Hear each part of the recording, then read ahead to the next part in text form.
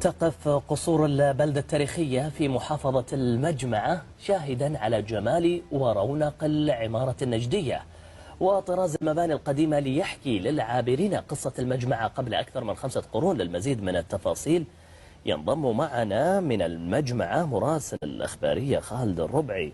خالد أهلا وسهلا، شلونك وشلون المجمعة؟ يسعد صباحك خالد.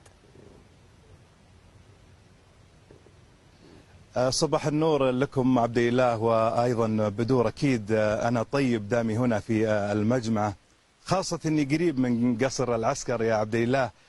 فالمجمعة الحقيقة يعني لها عمق الحقيقة تاريخي وجميل أخاذ يسر الناظرين.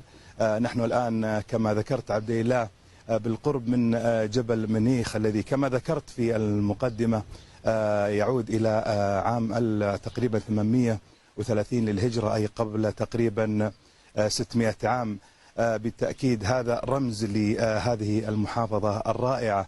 أتواجد في طبعا إطلالة منيخ تكون على هذه المنطقة التي نحن فيها الآن أنا وزملائي، وطبعا الضيوف الذين يأتون والزائرين إلى محافظة المجمعة لابد أن يكون لهم زيارة إلى هذا المكان. طبعا أنا الآن بين مجموعة من المنازل، من منازل أهالي المجمعة، وفي هذا المكان أنتم تسمونه هنا في بطن الحوي. المكان هذا شو يسميه أستاذ خالد؟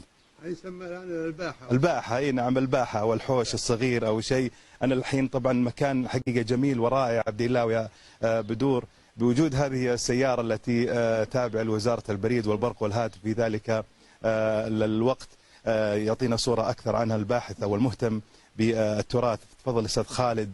طبعا الراضي يا أخي مستمتعين احنا الحقيقة، لنا يومين احنا نجي هنا أستاذ خالد. فيها عبق وفيها الحقيقة الأهالي هنا يهتمون بالآثار. وش سويتوا أنتم عشان تطلع بهذه الصورة؟ أول شيء أهلا وسهلا بكم في المجمعة. هو والله يحييكم. المجمعة اللهم لك الحمد منذ نشأتها وهي مدينة جاذبة للناس، وسميت المجمعة اللهم لك الحمد لاجتماع الناس فيها. وكما تلاحظ الآن في هذه البيوت القديمة والتمامها على بعض وقربها من بعض، وتجد أن كل بيت يعني لأسرة معينة، و فقط يقربهم أو بينهم علاقة الود والمحبة، ليس بينهم أي تفرقة. لذلك نشأت المجمعة اللهم لك الحمد على الحب والتآلف، وأصبحت جاذبة ومحبة للناس. والدليل أنكم الآن لكم يومين الحمد لله يعني مبسوطين في المجمعة.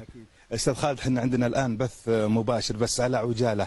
تقريبا كم تاريخ يعني أقدم تاريخ المنزل هنا في المكان؟ المجمعة تقريبا هذه تعتبر، نحن الآن يعني نعتبر في المرحلة الثانية بعد مرحلة النشأة، ما بعد تقريبا القرن. شوف السور هذا. إيه؟ نعم السور هذا الآن كما تشاهد يمثل قطعة أو حقبة من الزمن. يعني نحن الآن داخل البلد، في الجهة المقابلة نحن خارج البلد. يعني نحن الآن هنا قبل مثلا قبل التأسيس وكذا، قبل استتباب الأمن، كانت البلدات النجدية يعني مثل المجمع وغيرها محاطة بأسوار وأبواب تغلق في المساء وتفتح في الصباح. لكن هذه قطعة من سور المجمعة شاهد عصر على ما قبل الأمن ومن خلفه بعد استتباب الأمن وتوحيد المملكة العربية السعودية على يد جلالة الملك عبد العزيز رحمه الله.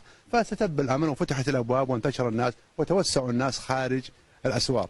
اللهم لك الحمد. الله يعافيكم واهلا وسهلا بكم مرة أخرى في المجمعة. حياكم الله.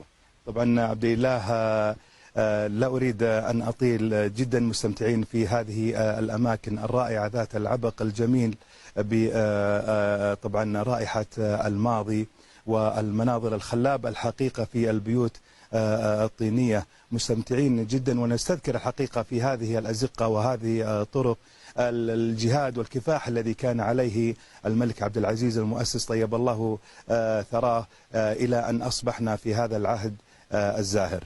عز الله، نعمة عظيمة، الله يغفر له ويرحمه ويجزاه خير الجزاء توحيدا لهذه البلاد بكل تأكيد، وتنمية عظيمة بعدها الملوك البررة وصولا لهذا العهد الميمون. خالد يومين في المجمع ما شاء الله تبارك الله، وين رحت وين جيت؟